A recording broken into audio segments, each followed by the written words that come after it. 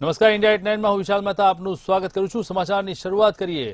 વડાપ્રધાન નરેન્દ્ર મોદી સંસદના વિશેષ સત્રમાં ભાગ લેવા સંસદ ભવન પહોંચ્યા। સત્રની શરૂઆત પહેલા મીડિયાને નિવેદન આપતા પીએમ મોદીએ વિપક્ષ પર કટાક્ષ કર્યો।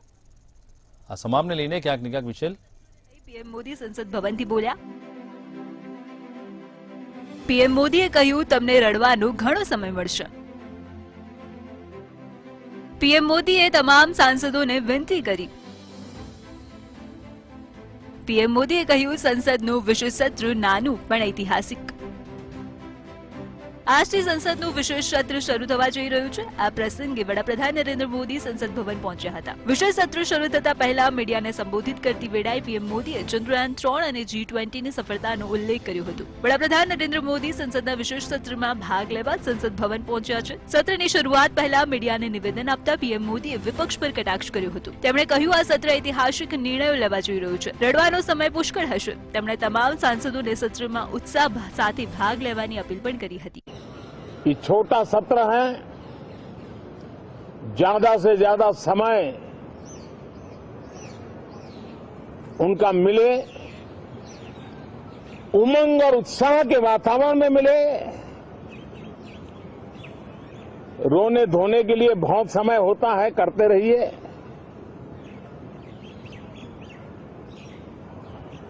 जीवन में कुछ पल ऐसे भी होते हैं जो उमंग से भर देते हैं, विश्वास से भर देते हैं।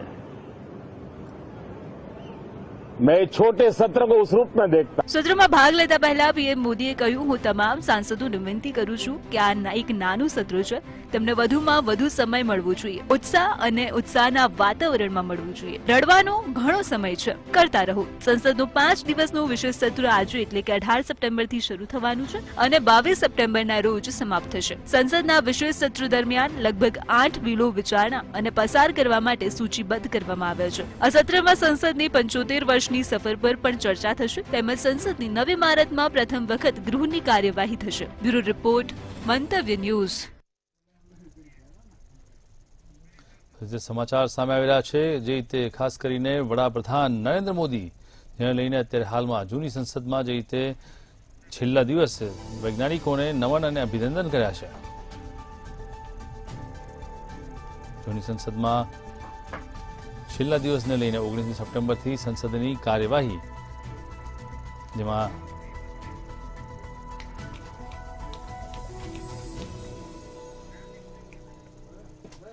જૂની સંસદમાં છેલ્લો દિવસ જેમાં G20 કોઈ વ્યક્તિ કે કોઈ પક્ષની સફળતા નહીં। ખાસ કરીને જે રીતે મીડિયાને નિવેદન આપતા પીએમ મોદીને વિપક્ષ પર કટાક્ષ કર્યા હતા। 19 સપ્ટેમ્બરથી સંસદની કાર્યવાહી નવા સંસદમાં ચાલશે, જેમાં આ બિલ્ડિંગમાં પોતાના છેલ્લા ભાષણમાં પીએમ મોદીએ કહ્યું હતું, દેશે ફરી એકવાર 75 વર્ષની સંસદીય યાત્રાને યાદ કરવી જોઈએ અને નવા ગૃહમાં જતા પહેલા તે પ્રેરણાદાયી ક્ષણો અને ઇતિહાસની મહત્વપૂર્ણ ક્ષણોને યાદ કરીને આગળ વધવું જોઈએ। આ તક છે, આપણે બધા આ ઐતિહાસિક ઇમારતોને વિદાય આપી રહ્યા છીએ। પીએમ મોદીએ કહ્યું કે આઝાદી બાદ આ ઇમારતને સંસદ ભવન તરીકે ઓળખ મળી। આ મકાન બંધવાનો નિર્ણય વિદેશી શાસકોનો હતો। આપણે ગર્વથી કહી શકીએ કે આ ઇમારતના નિર્માણમાં મારા દેશવાસીઓનો પરસેવો અને મહેનત લાગી હતી। પૈસા પણ મારા દેશના લોકોના હતા। જ્યારે આપણે આ ઘર છોડીને છીએ ત્યારે આપણા મન અને મગજ પર લાગણીઓથી ભરાઈ જાય છે। અમારી બધી યાદો અહીં જોડાયેલી છે। આપણા બધાની સામાન્ય યાદો છે, થી આપણું ગૌરવ અને તેની સાથે જોડાયેલું છે। આ 75 વર્ષમાં આપણે આ ગૃહમાં ઘણી ઘટનાઓ જોઈ છે। જ્યારે હું પહેલીવાર સંસદ બન્યો અને પહેલીવાર જ્યારે હું સાંસદ તરીકે પ્રવેશ્યો ત્યારે મેં સ્વાભાવિક રીતે જ આ સંસદ ભવનમાં માથું નમાવીને પ્રણામ કર્યા હતા। આ લોકસભાના મંદિરથી અભિવાદન કર્યું હતું। તે ક્ષણ મારા માટે અદ્ભુત હતી।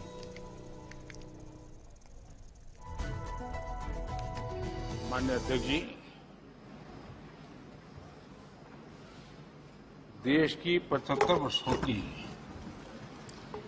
संसदीय यात्रा, उसका एक बार पुनः स्मरण करने के लिए और नए सदन में जाने से पहले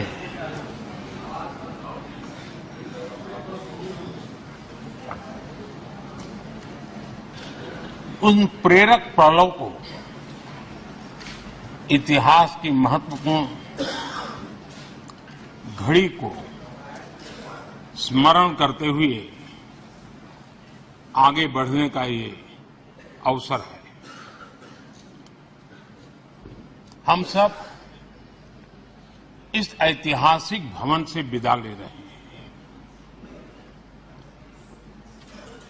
आजादी के पहले ये सदन इंपीरियल लेजिस्लेटिव काउंसिल का स्थान हुआ करता था। आजादी के बाद ये संसद भवन के रूप में उसको पहचान मिली। ये सही है, इस इमारत के निर्माण करने का निर्णय विदेशी शासकों का था, लेकिन ये बात हम न कभी भूल सकते हैं और हम गर्व से कह सकते हैं कि इस भवन के निर्माण में पसीना मेरे देशवासियों का लगा था, परिश्रम मेरे देशवासियों का लगा था और पैसे भी मेरे देश के लोगों के।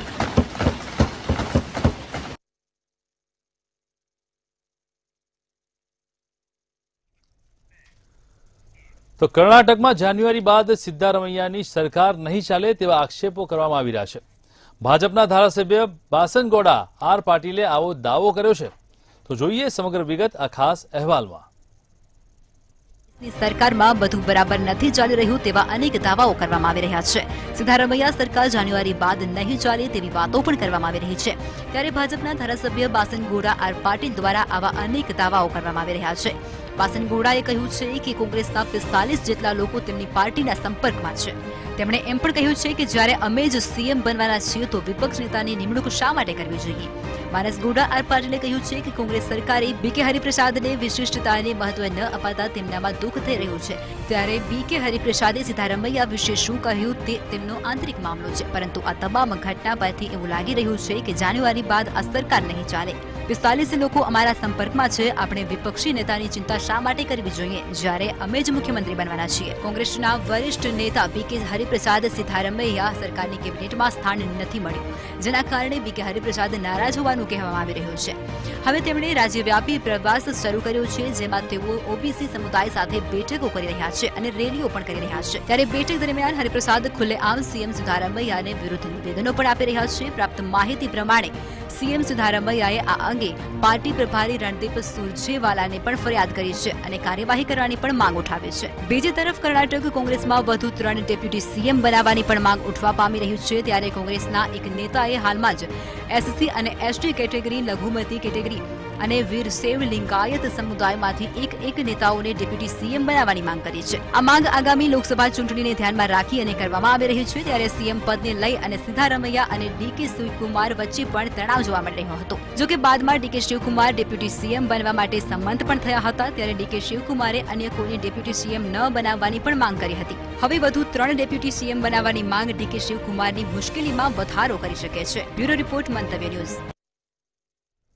તો ગુજરાતથી લઈને છેક દિલ્હી સુધી વરસાદની આગાહી કરવામાં આવી છે।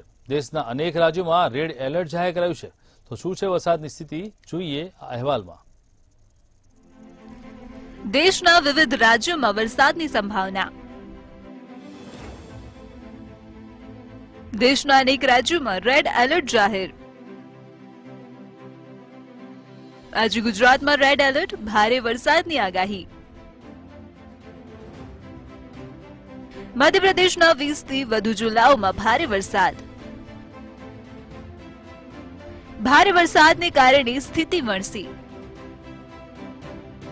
દેશના વિવિધ રાજ્યોમાં વરસાદની સંભાવના છે, જ્યારે અન્ય કેટલાક રાજ્યોમાં વરસાદના અભાવને કારણે લોકો ગરમીનો સામનો કરવો પડી રહ્યો છે। મધ્યપ્રદેશના 20 થી વધુ જિલ્લાઓમાં ભારે વરસાદને કારણે સ્થિતિ વધુ વણસી છે। હવામાન વિભાગે 18 સપ્ટેમ્બરે ગુજરાતમાં વરસાદ માટે રેડ એલર્ટ જાહેર કર્યું છે। આ સાથે 19 સપ્ટેમ્બરે ગુજરાતમાં ભારે વરસાદની સંભાવના છે અને લોકોને સુરક્ષિત રહેવાની સલાહ આપવામાં આવી છે। દિલ્હી એનસીઆરમાં ગતરોજ પડેલા વરસાદ બાદ ફરી એકવાર આકરી ગરમીએ લોકોને ત્રસ્ત કરી દીધા છે. બિહારમાં વરસાદને અભાવે લોકો પરેશાન છે. નહીં તડકો અને ગરમીએ લોકોની હાલત દયનીય બનાવી દીધી છે. હાલમાં મધ્ય ભારતમાં ચોમાસું સક્રિય છે. આવી સ્થિતિમાં બિહારમાં ન તો ગરમીથી રાહત મળવાની કોઈ શક્યતા છે કે ના તો વરસાદથી કોઈ શક્યતા. ઉત્તર પ્રદેશમાં પણ વરસાદ થવાનો છે. હવામાન વિભાગના જણાવ્યા અનુસાર ઉત્તર પ્રદેશમાં 18 સપ્ટેમ્બરે મુશળધાર વરસાદ પડશે. આગામી દિવસોમાં ઉત્તર પ્રદેશમાં પણ વરસાદ જોવા મળી શકે છે. હવામાન વિભાગના જણાવ્યા અનુસાર 22 સપ્ટેમ્બર સુધી પશ્ચિમ અને પૂર્વ યુપીના કેટલાક ભાગોમાં હળવો વરસાદ જોવા મળશે. ઉત્તર પ્રદેશના અનેક જિલ્લાઓમાં વીજળી પડવાને લઈને એલર્ટ પણ જાહેર કરવામાં આવ્યું છે. 18 સપ્ટેમ્બરે દિલ્હી એનસીઆર ક્ષેત્રમાં વાદળછાયું આકાશ રહેવાની સંભાવના છે. આ દરમિયાન કેટલાક વિસ્તારોમાં વરસાદ જોવા મળી શકે છે.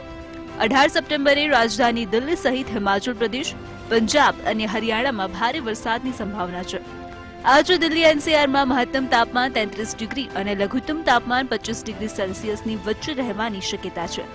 મધ્યપ્રદેશના ઘણા જિલ્લાઓમાં વરસાદે લોકો માટે મુશ્કેલી ઊભી કરી છે. આ સાથે જ આજે મધ્યપ્રદેશમાં પણ વરસાદ માટે રેડ એલર્ટ જારી કરવામાં આવ્યું છે. બ્યુરો રિપોર્ટ, મંતવ્ય ન્યૂઝ. જરૂર સુબ્રના.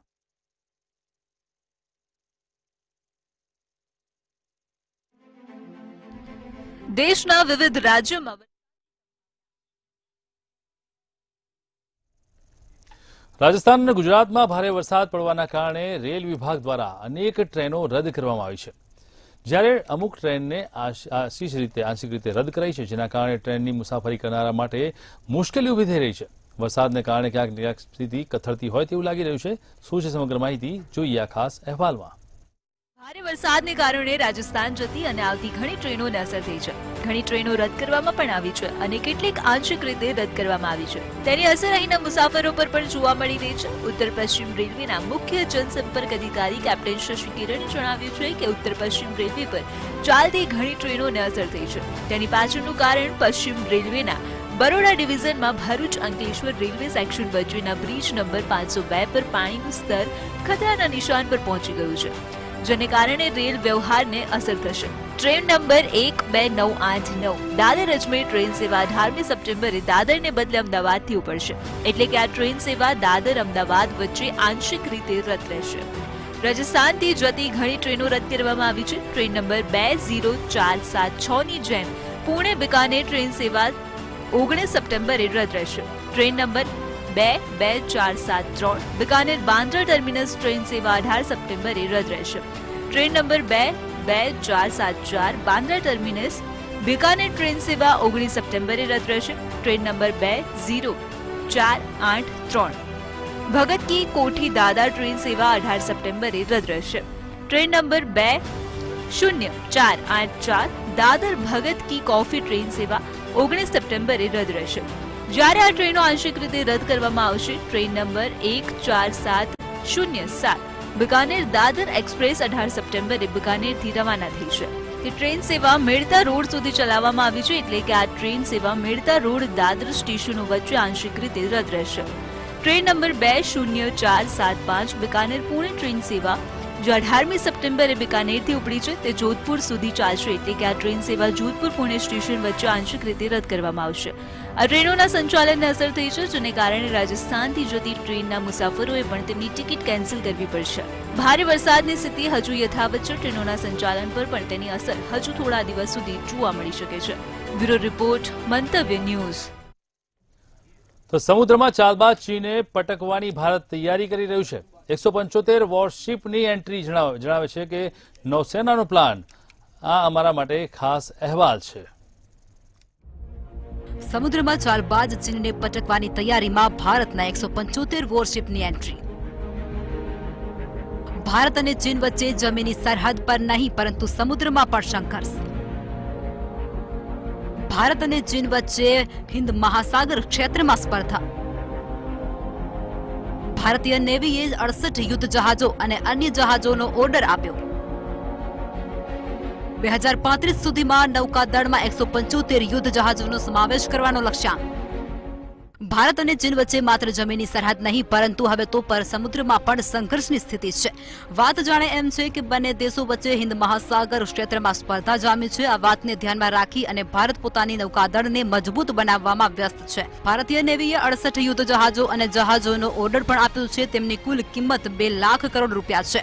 ભારતનો ઉદ્દેશ્ય આગામી વર્ષોમાં તેની નૌકાદળને મજબૂત કરવાનો છે। ભારતીય નેવીને 143 જેટલા એરક્રાફ્ટ અને 130 હેલિકોપ્ટરો તેમજ 132 યુદ્ધ જહાજ ખરીદવાની પરવાનગી પણ મળી ગઈ છે। આ સિવાય 8 નેક્સ્ટ જનરેશન ક્વાર્ટર અને 9 સબમરીન તેમજ 5 સર્વે શિપ અને 2 બહુહેતુક જહાજોના નિર્માણ માટે મંજૂરી આપવામાં આવી છે। આ આગામી વર્ષોમાં તૈયાર કરવામાં આવશે। ત્યારે નૌકાદળ બજેટની અછતનો સામનો કરી રહેલું હોવા છતાં ભારતીય શિપયાર્ડની નિષ્ક્રિયતા અને મંદીનો સામનો કરી રહ્યું છે। પરંતુ 2030 સુધીમાં નેવી પાસે 155 થી 160 યુદ્ધ જહાજ હશે તેમજ 2035 સુધીમાં નૌકાદળમાં 175 યુદ્ધ જહાજોનો સમાવેશ કરવાનો લક્ષ્યાંક પણ વધારવામાં આવ્યો છે। પરંતુ ભારતીય નૌકાદળનો વાસ્તવિક ઉદ્દેશ્ય 2035 સુધીમાં તેના કાફલામાં ઓછામાં ઓછા 175 યુદ્ધ જહાજોનો સમાવેશ કરવાનો છે। આના દ્વારા માત્ર વ્યૂહાત્મક લાભ જ નહીં પરંતુ હિન્દ મહાસાગર ક્ષેત્રમાં પણ આપણી પહોંચ મજબૂત થશે। એટલું જ નહીં પરંતુ આ સમયગાળા દરમિયાન ફાઇટર પ્લેન એરક્રાફ્ટ હેલિકોપ્ટર અને ડ્રોનની સંખ્યા વધારવામાં પણ ભાર મૂકવામાં આવશે। ત્યારે ચીનની people's liberation army navy Hind Mahasagar ક્ષેત્ર અને ઇન્ડો પેસિફિક ક્ષેત્રમાં તેના વર્તમાન લોજિસ્ટિક પડકારને દૂર કરવા માંગે છે। તેણે આફ્રિકાના હોર્નમાં જીબુટી, પાકિસ્તાનમાં કરાચી અને ગ્વાદરમાં પોતાનો બેઝ સ્થાપિત કર્યો છે। ટૂંક સમયમાં ચીની નૌકાદળ પર કંબોડિયાના રેમમાં પોતાનો વિદેશી બેઝ સ્થાપિત કરશે। તેનો ઉદ્દેશ્ય દરેક સમુદ્રમાં પોતાનો પકડ મજબૂત કરવાનો છે। આ તરફ ચીન તેજ ગતિએ જહાજો બનાવવામાં વ્યસ્ત છે। ચીન પાસે વિશ્વની સૌથી મોટી નેવી સેના છે જેમાં 335 યુદ્ધ જહાજ અને સબમરીન સામેલ છે। ચીન આગામી 5 થી 6 વર્ષમાં તેની નૌકાદળમાં યુદ્ધ જહાજોની સંખ્યામાં વધારો કરી અને 555 જેટલું કરવા માંગે છે। ચીનના વિમાન વાહક જહાજોને હિન્દ મહાસાગર વિસ્તારમાં પેટ્રોલિંગ પણ શરૂ કરી દીધું છે। બ્યુરો રિપોર્ટ, મંતવ્ય ન્યૂઝ। તો હવે વાત કરીએ મેઘરાજાની કે જેણે ચારે તરફ ધડબડાટી બોલાવી છે।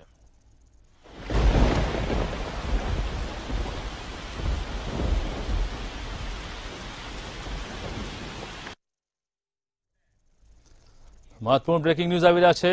તળાજાથી તળાજામાં મુશળધાર વરસાદ જોવા મળી રહ્યો છે। જે રીતે વાત કરવામાં આવે તો તળાજાના ગ્રામ્ય વિસ્તારોમાં ધીમી ધારે વરસાદ શરૂ થયો છે।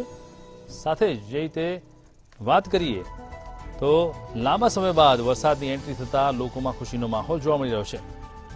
તાલુકાના દેવળિયા સહિતના ગામોમાં વરસાદ શરૂ થયો છે। તળાજાના ગ્રામ્ય વિસ્તારોમાં ધીમી ધારે વરસાદ શરૂ થયો છે।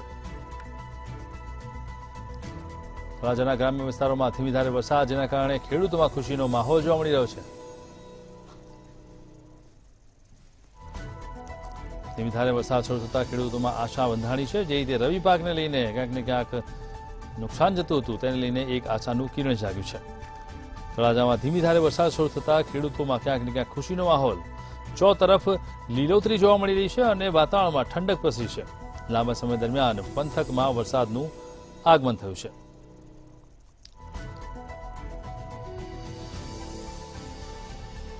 તાલુકા દેવળિયાની અંદર ધીમી ધારે વરસાદ શરૂ થયો છે જેના કારણે ખેડૂતોને લઈને નવી આશાઓ બંધાઈ છે।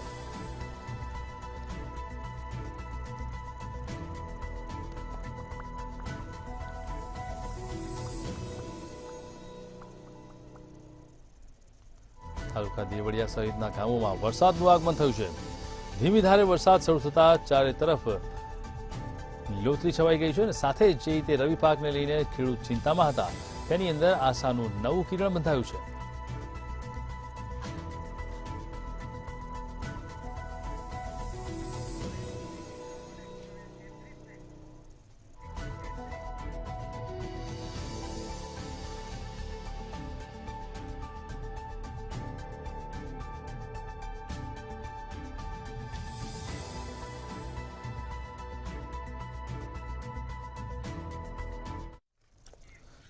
મહત્વપૂર્ણ સમાચાર આવી રહ્યા છે અરવલ્લીથી બ્રેકિંગ ન્યૂઝ જે રીતે અરવલ્લીમાં ભિલોડા ખાતેની ઘટના જેમાં ભિલોડાનો સુનસર ધોધ ફરીથી જીવંત થયો છે। ઉપરવાસમાં વરસાદને કારણે ધોધ ફરી જીવંત થયો છે। જે ધોધ સુકાઈ ગયો હતો તે વરસાદના કારણે ફરી એકવાર જીવંત જોવા મળ્યો છે। ધોધ સંપૂર્ણ જીવંત થતા હવે સહેલાણીઓમાં ભારે ઉત્સાહ જોવા મળી રહ્યો છે। ધોધ 16 કળાએ ખીલી ઉઠતા નયનરમ્ય દ્રશ્યોનું પણ સર્જન થયું છે। અરવલ્લી ભીલોડાનો સુનસર ધોધ કે જે ફરી એકવાર જીવંત થયો છે. ઉપરવાસમાં વરસાદને કારણે ધોધ ફરી જીવંત થતા લોકોમાં ખુશીનો માહોલ જોવા મળી રહ્યો છે. ધોધ સંપૂર્ણ રીતે જીવંત થતા હવે સહેલાણીઓમાં પણ ક્યાંક ને ક્યાંક ખુશીનો માહોલ છે.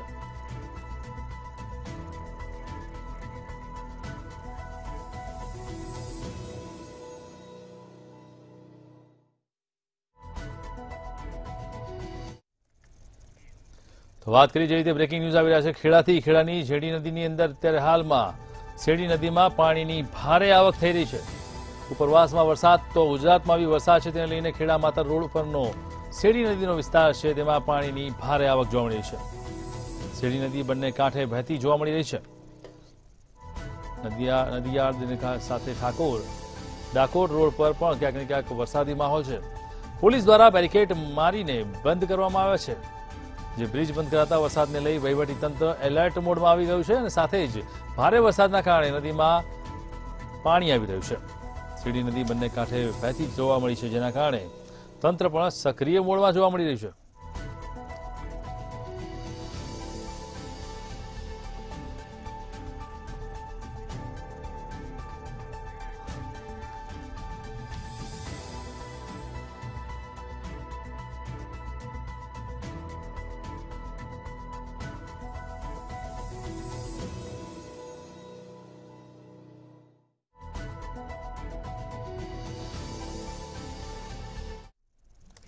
તો વધુ એક બ્રેકિંગ ન્યૂઝ આવી રહ્યા છે ખેડા ઠાસરા તરફથી કે જ્યાં એક યુવક તણાયા હોવાની ઘટના સામે આવી છે. ખેડાના ઠાસરામાં ધાતેરા ગામની અંદર જે રીતે શેરડી નદીમાં ભારે વરસાદથી પૂર આવતા તણાયો છે યુવક. સ્થાનિક તરવૈયા અને ફાયર દ્વારા તેની શોધખોળ હાથ ધરવામાં આવી છે. ડીપમાં વધારે પાણી ભરાઈ ગયું હોવાના કારણે યુવક તણાઈ ગયો છે. તલાટી સહિતના અધિકારીઓ ઘટના સ્થળે પહોંચી ગયા હતા અને તપાસ કાર્યવાહી હાથ ધરી હતી. ખેડા ઠાસરામાં ધાતેરા ગામે પાણીમાં તણાયો યુવક. શેરડી નદીમાં ભારે વરસાદથી પૂર આવતા યુવક તણાઈ ગયો છે.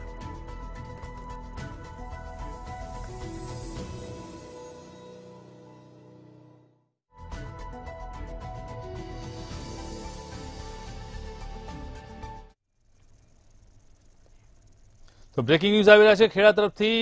ખેડાની શેરડી નદી ગાંડી તૂર બની છે કારણ કે વરસાદી માહોલ જામ્યો છે. એક તરફ વરસાદના કારણે ચોતરફ પાણી ભરાયા છે. નદીમાં ભરપૂર માત્રામાં પાણી આવતા નદી ગાંડી તૂર બની છે. નીચાણવાળા વિસ્તારોમાં ભરાયા છે પાણી જેના કારણે એલર્ટ આપવામાં આવ્યું છે.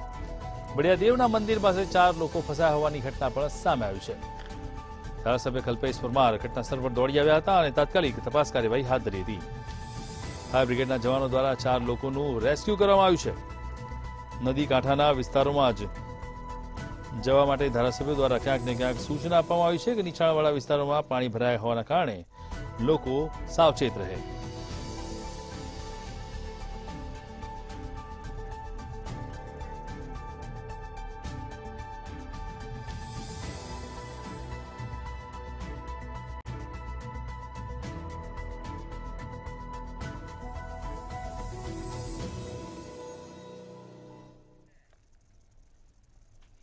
વધુ એક બ્રેકિંગ ન્યૂઝ આવી રહ્યા છે જૂનાગઢથી. જૂનાગઢમાં આનંદપુર ડેમ છે તે ફરી એકવાર ઓવરફ્લો થયો છે.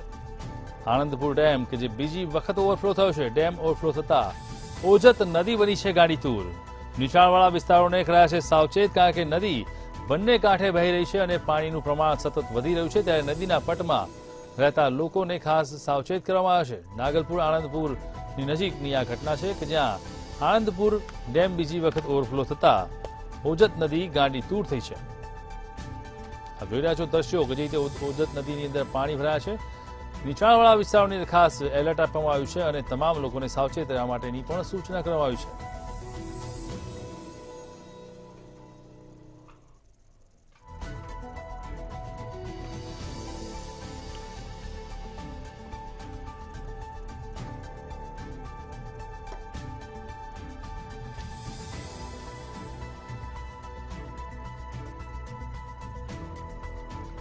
નાગલપુર આનંદપુર સહિતના ગામોને કરાયા છે એલર્ટ કારણ કે ઓજત નદી જે રીતે ગાંડી તૂર થઈ છે. બંને કાંઠે પાણી વહી રહ્યા છે ત્યારે ક્યાંક ને ક્યાંક જે રીતે વાતાવરણને લઈને પણ પાણી સતત વહી રહ્યું છે. ત્યારે હવે નીચાણવાળા વિસ્તારોના રહેવાસીઓને એલર્ટ કરાયા છે. ગત રાત્રિથી ભારે વરસાદ પડી રહ્યો છે ને જેના કારણે જે રીતે આણંદપુર ડેમ છે તે સતત ઓવરફ્લો થઈ રહ્યો છે. ખાસ કરીને વિસાવદર અને મેંદરા પંથકમાં ધોધમાર વરસાદ વરસ્યો છે. વિસાવદરની અંદર 11 ઇંચથી વધુ વરસાદ વરસ્યો છે ને જેના કારણે જે નદી નાળાઓમાં નવા નીર આવ્યા છે, જ્યાં ઘોડાપુર જેવી પરિસ્થિતિનું નિર્માણ થયું છે. આણંદપુર ડેમની અંદર જે ઉપરવાસમાંથી તમામ પાણી છે તે અહીં આવતું હોય છે અને અહીંથી ગેર પંથક તરફ આ પાણી છે તે જતું હોય છે. જ્યારે આણંદપુર ડેમ સતત ઓવરફ્લો થઈ રહ્યો છે ને આ પાણી છે તે ઓઝત વિયર બાજુ જઈ રહ્યું છે અને ઓઝત વિયર ઓવરફ્લો થયા બાદ છે ગેર પંથકની અંદર આ તમામ પાણી છે તે ફરી વળતું હોય છે. જ્યારે હાલ ગેર પંથકના તમામ ગામોને એલર્ટ કરી દેવામાં આવ્યા છે અને હાલ જળબંબાકાર જેવી સ્થિતિનું નિર્માણ થયું છે. અમારા મખાઈ મંતવ્ય ન્યૂઝ આણંદપુર. ઉપરવાસમાં ગત રાત્રિથી ભારે વરસાદ પડી રહ્યો છે ને જેના કારણે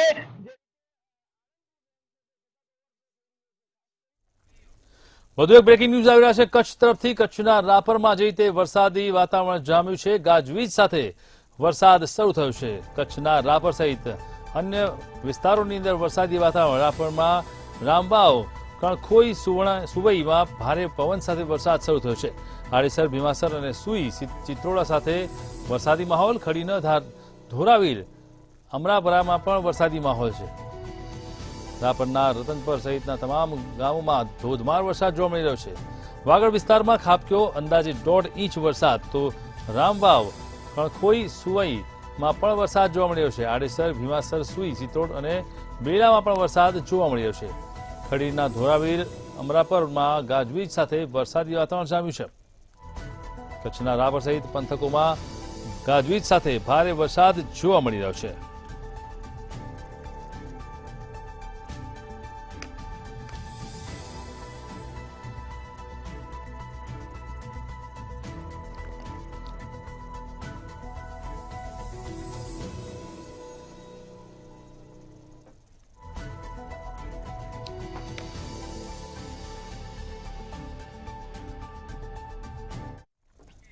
સમાચારમાં અત્યારે બસ આટલું જ. મહત્વના સમાચાર માટે જોતા રહો મંતવ્ય ન્યૂઝ. નમસ્કાર.